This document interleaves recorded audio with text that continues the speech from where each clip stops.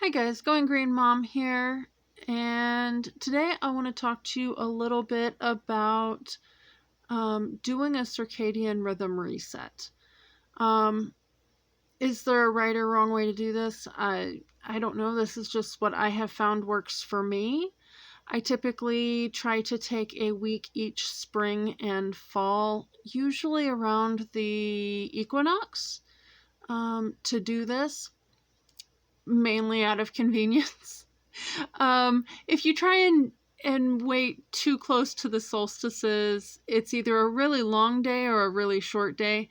If you hit the equinoxes, it's sort of right there in the middle. You've got lots of daylight out, but you also have lots of nighttime. So I just kind of wanted to tell you a little bit about how I go about doing that.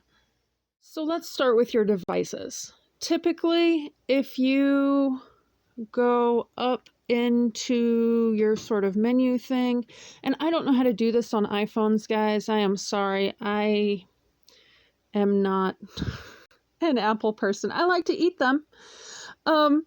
Anyway, you will typically find something of this night light variety. Sometimes it's called Blue Vision or something like that. And there is typically a sunset to sunrise option. You can also just turn it on continuously. But that will remove the blue light from your screens for the most part when it is on. I know on this particular phone from Visible, it does it all the time, except when I pull stuff down like this at night.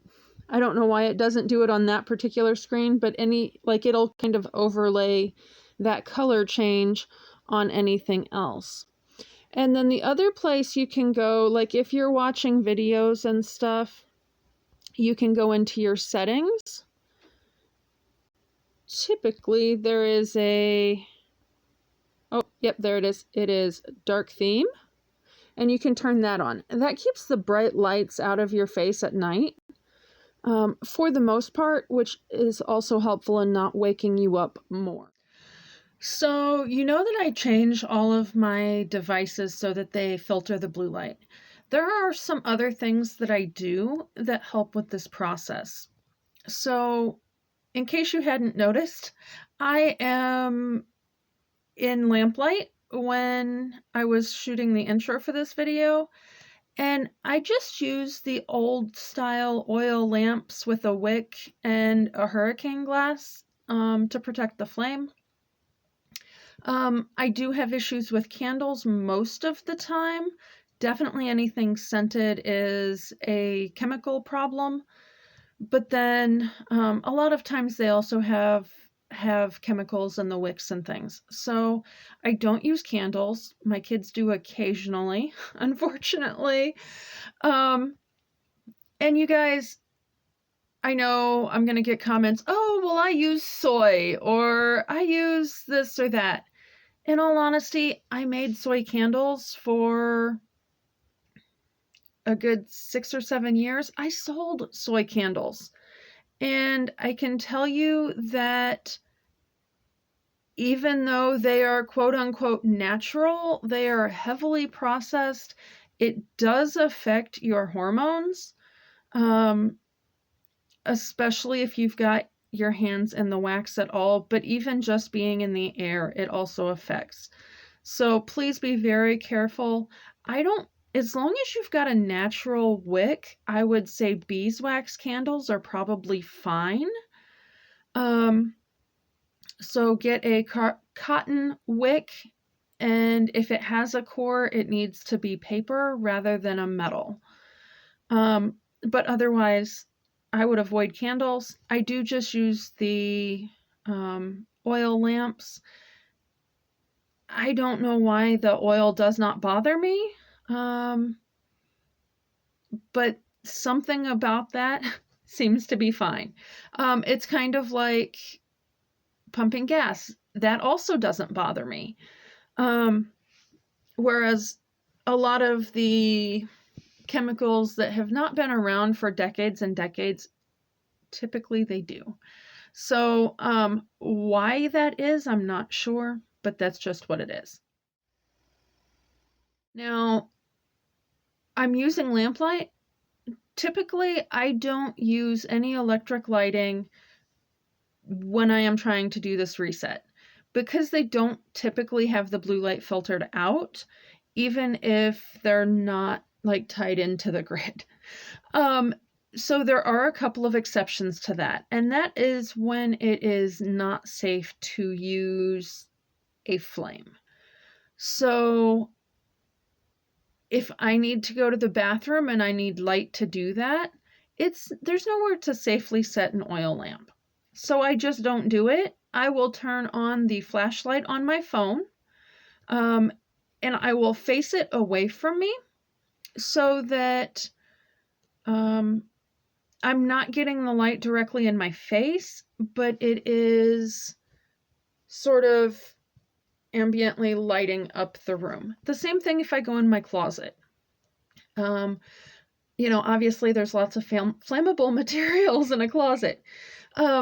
So I just grab the flashlight on my phone and I make sure that it doesn't face into my face.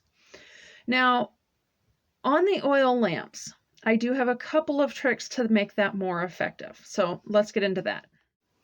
So what's my trick for using oil lamps to provide the lighting that I need after the sun goes down? Well, it's really kind of simple.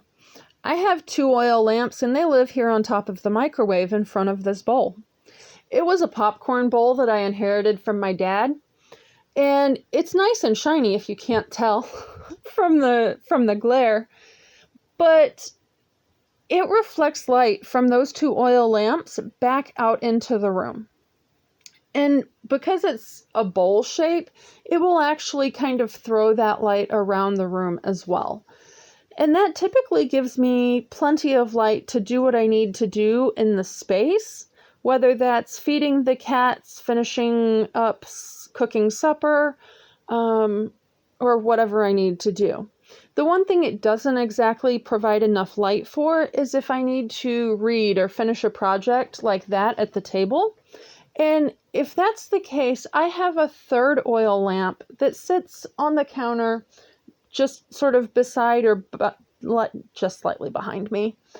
And it will typically throw enough light onto the pages that I can read them sufficiently.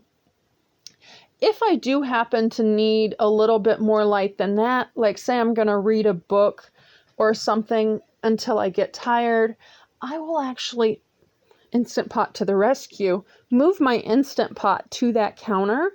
I will pick my oil lamp up and put it inside, and the base of the oil lamps are typically hollow, and that just fits perfectly over the little knob thing in the center. And then the lid of the Instant Pot, when it's in that holder on the side, will actually throw light for me. Okay, so that's most of my process. If you are trying to deal with various health conditions with vitamins and supplements, I will add that it's definitely important to make sure that the things that you are taking just before bed are not things that will cause insomnia. So for instance, I take rose hips, and last fall when I did this, I found that rose hips actually cause insomnia. So I moved those to my morning regimen instead of my evening one.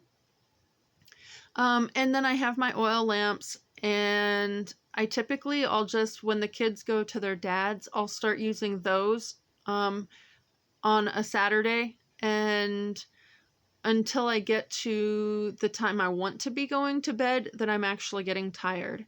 So for instance, I've had some 4 and 5 a.m. mornings in the last couple weeks, and after doing this for 2 or 3 days, it has actually shifted. So I was falling asleep at 2. I was in bed before that, but I was falling asleep by 2 last night.